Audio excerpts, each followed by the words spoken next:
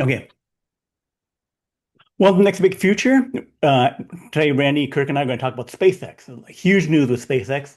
There's an ARK Invest and Mach 33 analysis about the future value of SpaceX going to about $10 trillion, up from 350 billion, and that can happen in a few short years. As well as Elon a few weeks ago gave an update on the SpaceX plans for Mars. So all kinds of big news. Let's quickly review some of that so everyone's all up to speed. So the ARK Invest and Mach 33, which used to be Space Ventures, and I did some work with Space Ventures on some of their analysis of SpaceX before. They did a bunch of Monte Carlo simulations of different scenarios for what would increase the value of SpaceX, and they would go up to about $2.5 trillion by 2030. Basically, it will increase hugely in value once Starship is going, once they launch all of their version 3 Starlink satellites. That will increase the bandwidth by 20 times, because they'll put up 4 or 5 times as many satellites, but they'll all be these larger version 3 satellites, which are far larger, because you have a 9-meter wide Starship versus a 3-meter wide Falcon 9 to deploy these larger satellites, and they have a bull and bear case. So for next year, the revenue projecting is about close to $16 billion just from Starlink. And this probably in their base case doesn't include that much of the version 3 satellites, because we'll get the Starship working toward the end of the year and maybe do 30 or 40 launches of Starship, which would double the number of satellites and bandwidth they can get up there in the bull case versus the bear case. And Now, then this, go ahead.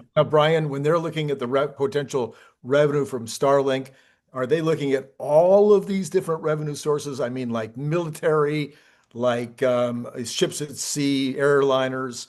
I mean, some of these they're able to charge quite a lot of money. Right. I would say that in those other sources of revenue would matter more in their bull case, in my guess. They have some, I think, just like Archivist gives a GitHub or something like that analysis of. I have not looked into it, but the military revenue, the other revenue, has not gone beyond a couple $1 billion per year. So I would expect in the near term they haven't made that really huge, because it would have to be a large deployment of Space Force, and there's all these delays with getting bills and other things going. So I would expect definitely the base case and the bear case, it wouldn't be increasing from where it is now much, and then it would start to matter more in the bull case. But um, things have to move quickly, which it doesn't look like legislatively is moving that fast. They could Okay, deploy it quickly, right.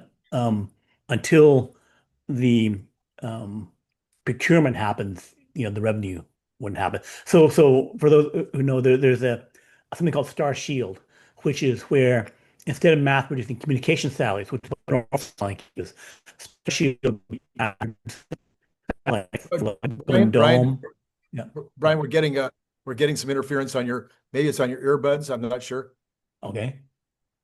So, would you not hearing me? Do I need to repeat, It was or just it what's was what's crackling. the It was the in and out. It was just yeah. crackling like a short. Okay. Let me pause for a second here.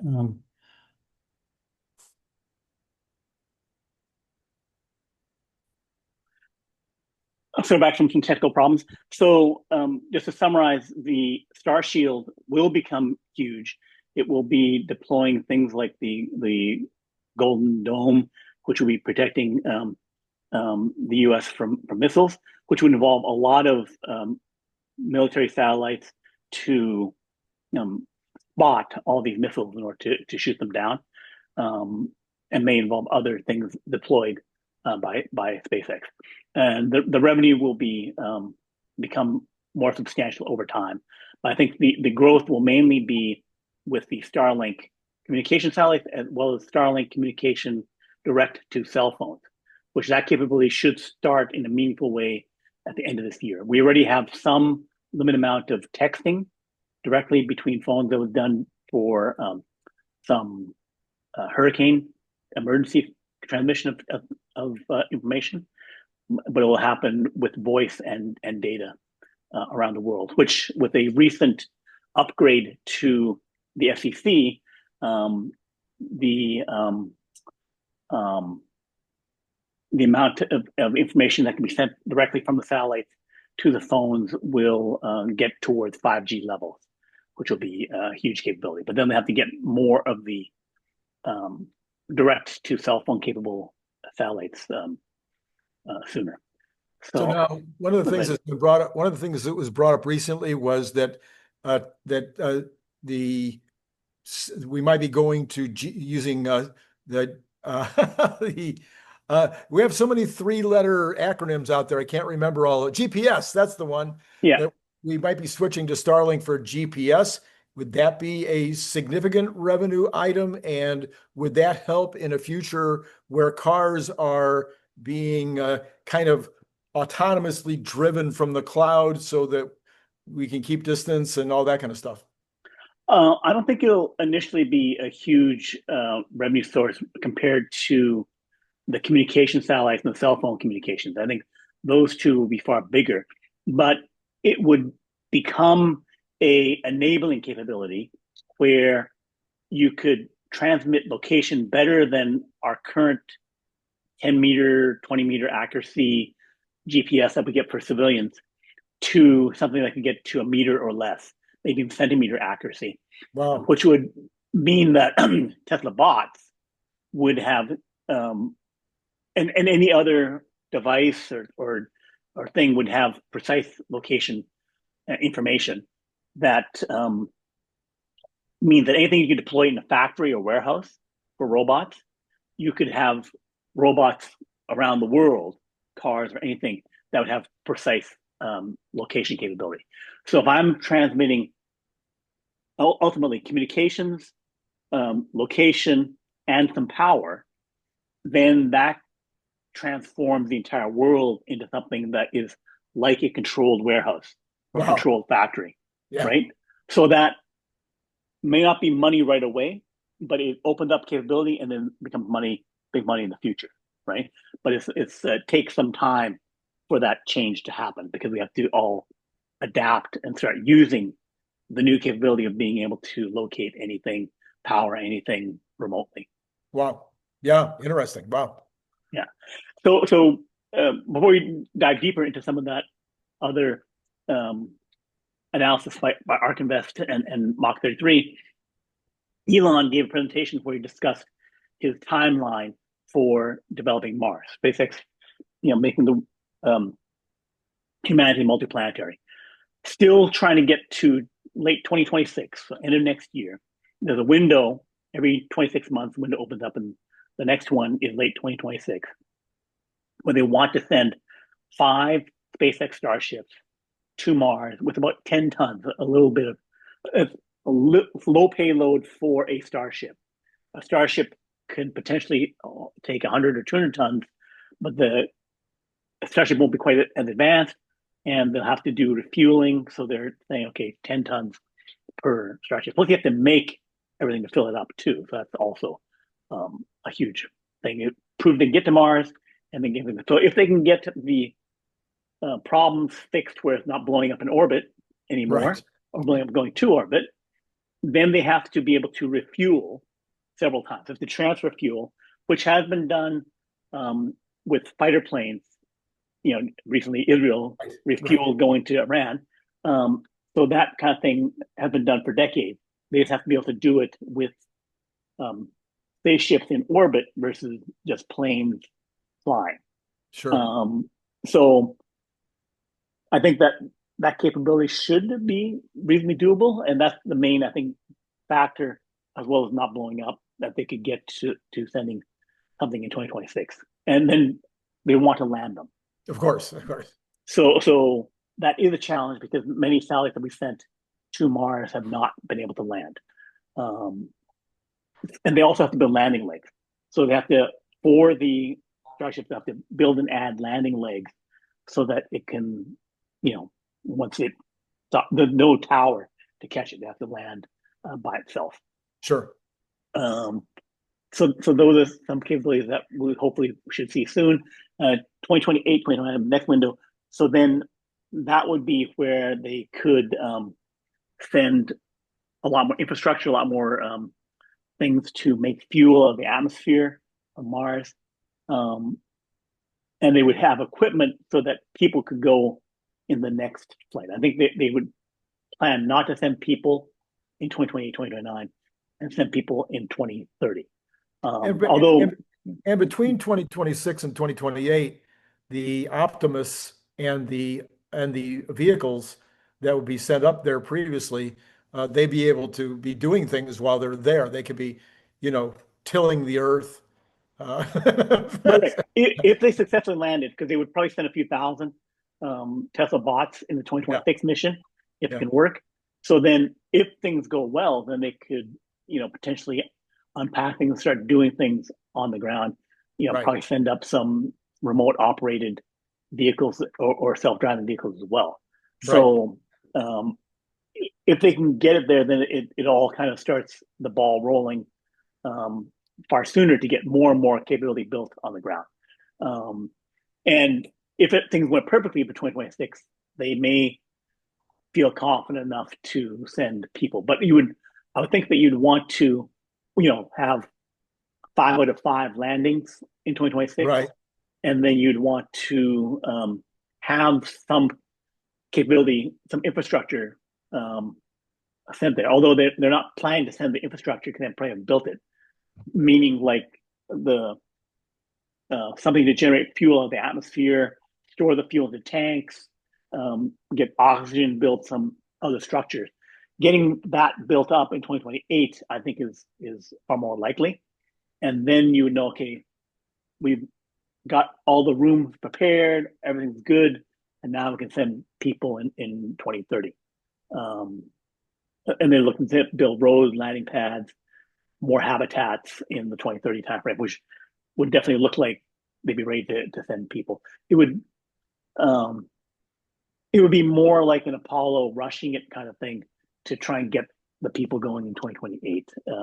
Right. It seems one thing that to go right even to get something going in 2026. So if 2028 is your first go, then you wouldn't send people for sure. You wait until 2030. And yeah, and then they plan to get, you know, more and more, scaling up to 20, 100, 500 landers. And the ARK Invest projection expects later 2030s to have 2,000 starships going at once, Yeah. which would potentially be, you know, 500,000, 600,000 tons of material going to Mars every 2 years. Right. Um, this was the previous analysis of their 2.5 trillion 2030. Um, they include Mars revenue in the 2030s, where basically that 2033 starts happening and they expect to start making some money doing some things on Mars. They don't discuss it in detail what it would be. I think I've discussed it before, there'd be data centers. Here Oh they yeah. discussed the starships um, make 1,000 per year, maybe 2,000 per year. That'd be more than the number of um, large passenger jets made by Airbus and Boeing, and then get to 5,000, 10,000 satellites per year, um, which is more than about 2,000 that they're making now. And then Tesla has about 1.8 million cars per year. So in their analysis of the potential revenues and profits in the future, were they including, city to city transportation of products and people? Were they considering the U.S. Army's request to be able to deploy, men and materials anywhere on Earth in 45 minutes? I mean, were those things being figured in, or were they mostly just dealing with Starship and Mars? I mean, Star, yeah, Starlink. Starlink and Mars was what they were mainly looking at, and then some launch capability. Everything else was kind of, I think, dumped into other launch payments and not as something specific that would be developed. So they did not detail it in the 20-some pages that they had. And I don't, my guess is they did not do that kind of detailed, all the things that could happen with SpaceX. It was more this variability in terms of like when it happens and how much of it happens. So that's the main fine tuning they did. The actual model is relatively simple as to what they're projecting. Okay. Yeah. So I think that what you're building, sending 500,000 tons per year, they can make gigafactories there, and you're constructing things as well, like data centers and like Starship factories. I think that would be my view of what it is. Because we previously presented this before as to what would happen. We discussed the 5 starships. So for some months, that's been the general plan that SpaceX has talked about. And then talking about saying the fleet. So basically, this was more formalized by both ARK Invest as well as Elon. Right. Yeah. Okay. So, any other questions about or discussion you want to have about how that future revenue would work and SpaceX's plan? Yeah. So it would seem to me, I mean, again, it seems like this is always the case with Elon's companies. It's like, okay, you've got almost an unlimited numbers of ways that you can make revenue from the things that you've already done. Right. And so now you have to make choices between them. Right. And you immediately think of the massive amount of money that you could make by providing transportation in 45 minutes from LA to Hong Kong. I mean, whether that's people or whether that's goods, being able to have LA to Hong Kong or LA to Paris or London to Moscow, whatever, in 45 minutes, it would seem like that would just disrupt everything. And he made the comment years ago, I want to say at least 2 years ago, that he would be able to deliver a package, a 2-kilogram package from LA to New York cheaper than UPS does ground now. Right. So that is possible. It's actually, I think, more difficult than sending 1,000 starships to Mars in some ways, because you have to do all the perfect catching and flying safety. Like if I launch up, 1,000 1,000 ships up to orbit, and then do the refueling and stuff like that. If I lose 10% of them or 2% of them, right? Then it's a problem, but it's just a financial issue. If I'm flying point to point, it pretty much has to work all the time, right? Even for packages, you cannot have the problem that they're having now. So I think that one, like the space shuttle was about 1 in 50 would not blow up, right? Because they had 200 or 130 some launches, and they had 3 or 4 that had problems. Falcon 9 had 500 launches or so, and we've had like 2 or 3 problems with those, right? So getting to that reliability of 1 in 200 would be good enough to go to launch it to Mars and to do a launch Starlink. That's all fine. Launching communication satellites, losing them, but to do the point-to-point travel thing, you could do it with just the upper stage. So all the stage separation problems that you have, that goes away, and you're dealing with 6 or 9 engines instead of 42. Right. So that makes that safer. So it could be like 5 times safer, but they need to get enough redundancy and reliability on that to go point to point all the time. So I think that happens after, definitely after all the Starlink satellites go up, right? But part of putting up all the Starlink satellites, that would be, let's say 40,000 big Starlink satellites, or 100, let's say 100,000. You go into a really more advanced version of the communication system, right? That would be 1,000 launches, right? So if I do 1,000 launches and I make that perfectly, now I'm on the path to getting 100,000 launches, 1 million launches per year going point to point, like a passenger jet, right? Yeah, Plus, you'd have to build at least 10 launch towers, one per continent or something like that, sure, or two sure. per continent, in order to do the package delivery. And then probably also ultimately like 200 um, launch towers that would catch outside cities. Tokyo Bay, you know, New York, a mile away from the Statue of Liberty, or something like that. You would have these places where you would then go to catch, and then you would have some fast transportation to do the delivery Right. from those points. But you need to have reliability at the um, 1 in 100,000 failures, and the failures Yeah. would have to be fairly controlled and stuff like Yeah. that.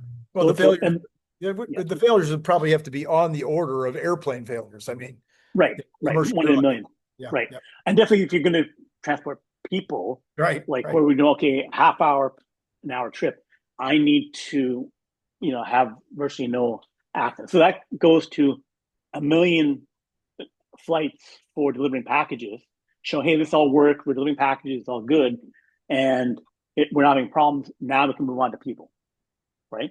They're hoping to get that by 2030, right? Because you have fleets of 1,000, so you have enough of them, and it's the reliability factor of where they also have like triple redundancy, quadruple redundancy, some other means of um, safety in case something screws up, right? So that even with a bunch of engines going out or something, that just like we can land planes, with losing an engine, even Right. with two engines, sometimes you have a chance to get back. So the reliability has to be there. So on ARK Invest analysis, are they looking at something on the order of 1 billion people using Starlink for their daily use, or are they looking at more? I mean, Elon has always talked about it just being for a special class of people out there. I've always thought he was probably eventually hoping he don't at all, but he did talk about it being for remote areas and difficult places to reach. So is ARK thinking in terms of 1 billion users, or what are they thinking? So the report analysis doesn't break down the details of it. It's kind of implied Okay, in it, where it's like, okay, if I get 5 times, 10 times the revenue, then I'm going to get more users and customers in there, and it's probably in the details of their model, which says here's what that would look like getting to 1 billion, 2 billion users, and that kind of thing. But it's more just the numbers and the per person cost or per person revenue increases. So right. it's more that kind of like, and we'll get in the lowercase, 500,000,000 people at $100 a month, or $50 a month, and then in the whatever case we get 2 billion or 3 billion people. So it's not a fine grained analysis, and then they kind of like spread it out into a probability series. I see. So it's more of a spreadsheet kind of analysis of it So, versus pretty. so there's been a lot of talk in the last few weeks about XAI or X or whatever the corporation's name is now after the merger. A lot of conversation about X merging with Tesla. So after X and Tesla merge, wouldn't the next obvious thing be for SpaceX to merge into? Um, you have Starlink merge, but I think Oh, because of they want to go to Mars, that SpaceX can't merge without Elon having control. I So see. I think it's more of a corporate structure thing, is my guess, because under normal um, circumstances, people would say, "Hey, that's too risky. We don't want to spend $100 billion per year doing that." Right. And so, in order for that be able to pursue this multi-planetary thing, the main SpaceX company has to stay standalone. You can spin out a Starlink, a Starshield, stuff like that, and then fold those things into a big Musk corporation that would have XAI, Tesla, and pieces of the Starlink. Maybe after 2040, when things are done, and it's like, okay, we're already multiplanetary and we're already doing all this stuff. And if Mars becomes super profitable, then you know, but it's more a question of, I think, control and about those kind of decisions than what is the most economic thing to do. I've certainly been supporting the XAI Tesla merger back when they proposed us, some Tesla Just to buying some buy part. it. Yeah. Yeah, and it's clean things up. I've been a proponent of that, and now that we're hearing the XAI Grok 3.5 could be the best AI by a long ways, which again we have to see it because Right. but my projections show that should happen based on the scaling of the system. So we'll see that. Yeah. Okay. All right. So then, given the Starlink capability combined with the AI capability, combined with Tesla's manufacturing capability, combined with everything else that we know, I'm going to put it back out there again, and I want to know what your thought is now. A year and a half after you and I started talking about drones at Tesla, is it time for Elon to get in the drone business? Because it would seem like he's got all the pieces that would make Tesla by far, or the community of companies by far the best at drone deployment, creation, deployment, et cetera, in the world. But the drone business is still very small, right? So it would have to be that he would have to have a really big plan where drones become, I think, not just for military stuff, because no matter, hopefully not gonna have that many wars where you need to have 10 million, a billion drones, right, for wars. If that's the case, then we're in some kind of like bizarre Terminator world thing. Yeah. So hopefully that's not happening. So then if it's commercial that you're looking to get billions of drones, where basically it's as common or more common than cars, Right. then yeah, that would be something. I would think that you have to have a big plan where drones become a major part of everything that we do. If it was just what we currently have, or just a military thing, I don't think that's interesting for them. I So think that it. So continuing to spitball then, I brought this up a few weeks ago, and I'm really starting to think more and more about it because I've seen a couple of headlines recently. So the thing that's almost as maybe even more interesting than Mars should be the seafloor. And I've been seeing more and more people talking about mining the seafloor. There's a lot of it. Yeah. Like, I don't know, what is it? 7 times as much as there is land or something like that. About 70% versus 30%. Yeah. So Okay. about double. About double. So there's a huge amount of seafloor. There's probably massive numbers of minerals and other kinds of things that could be mined. Drones would be the obvious solution for that. Would that be, and again, GPU, not GPU, GPS would be an important part of it, I think, or maybe they need, I don't know how deep does GPS go? Are you able to use GPS to follow things a mile under? You have to transmit down into the ocean. It's because you have to use, I think, probably laser light that's at the right wavelength to go through the water, not get absorbed and that kind of stuff. Okay. So it's about retransmitting the signal, because radio signals will be able to go through the water like that. So you have to get you have some kind of like sensor thing floating on the surface and then Okay. retransmitting down. There'll probably be an entirely different system for that. For ocean floor mining, so there's things, these nodules. I'm not sure if you're aware that the ocean floor in certain areas is covered with these metallic nodules. So those are like fist size or whatever size things that were formed, and they have a bunch of different kinds of mixture of metals inside. So it's kind of like the lava came up and then it Right. formed into nodules. So those are just on the ocean floor and ready to be picked up. And there are companies, and I've talked to some of them, that are looking to get that developed. So they've been, many companies around for many years, but they've had issues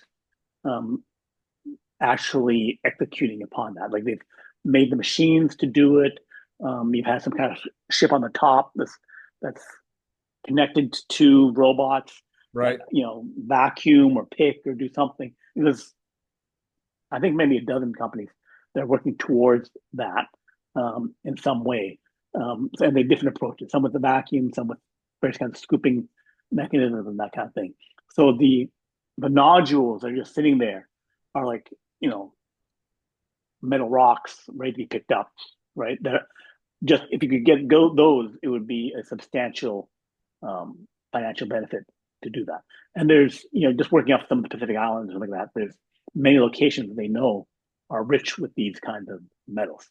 The ocean itself is also filled with metals. Gotcha. So the ocean has about 3.5 to 4 billion tons of uranium in the ocean. So if you were to put these nets of seaweed or absorbent material between the currents, you can absorb materials like the uranium, and that 4 billion tons would be about 100 times or 40 times more than the known reserves of uranium on land. And it would be replenished by the erosion from the ocean. So basically, then you could practically never run out of uranium. And they've gotten it so that the costs are comparable, maybe 2 times as much as the land-based mining of uranium. So if we go to a world where we need loads and loads of power, 10 times more power, 100 times more power, then getting uranium from seawater would give us the ability to increase, especially also by improving your reactor, where you're using instead of 5% of your fuel, you're using 80% of the fuel, which is people talk about nuclear waste. Nuclear waste is mainly by mass uranium 238. So 235, the odd number, is what we usually use to split, because it's easier to split an odd number thing versus splitting an even number. So, but if you have reactors that can split the even number by having faster neutrons, then you can use almost all the fuel. So you can have 100 times more uranium from the ocean, 10, 20 times more uranium by efficiency. And then, our uranium and thorium supplies would not run out. We can just convert to an economy that has, 10 times, 100 times more energy just from all this nuclear material. And there wouldn't be a bunch of nuclear waste. You just you use it all up inside the more efficient reactors. So that could all be perfected. All right. If we go all the way back to your original, the beginning of your program, you were talking about the amount of revenue, the amount of value that could be there in SpaceX. You have famously said, at least I want to say the last time we had this conversation was probably a year ago, you famously said that you think that the SpaceX Starlink combination could be even more valuable than Tesla with Optimus and Robotaxi. Are you still thinking that that's true, or do you think the Optimus opportunity is just too big to overcome? No. The full potential of SpaceX Starlink combined with Tesla Bot is basically the entire colonization of the solar system. So getting a city on Mars is just the initial cities and factories on Mars is just the initial foothold, where then I can make factories to make 1 million starships a year instead of 1,000. I can have 1,000 times more capability. I can have robots replicating all over Mars to convert it into like 1 trillion GPUs, powering AI that's 1 million times more powerful than the stuff we're going to have this year. So, and that would just mean from there you launch off to the asteroid belt and all the the mining and materials and stuff like that. There's 100 million times more material and energy in the solar system. So no matter what you do on Earth, if you do the whole solar system, you can have 1 million times more. So the potential, 10 million times, 100 million times more is the whole solar system. And that is SpaceX. So, well, Brian, I don't know how your character development and your ability to spin narrative is, but if you could combine the character development, the narrative capability with your futurism, you could probably write some really great science fiction novels. Yeah, I need to get my AI to help me improve my making my videos and animating it and showing that all happening. Yeah, That's right. That's right. Yeah. Hey, it's not crazy. That's probably doable with about not 100 hours of study. All right, Brian, that's Okay. really Okay. So next time, and we'll talk more about Tesla and all kinds of technology. So thanks, and see you next time. Bye bye.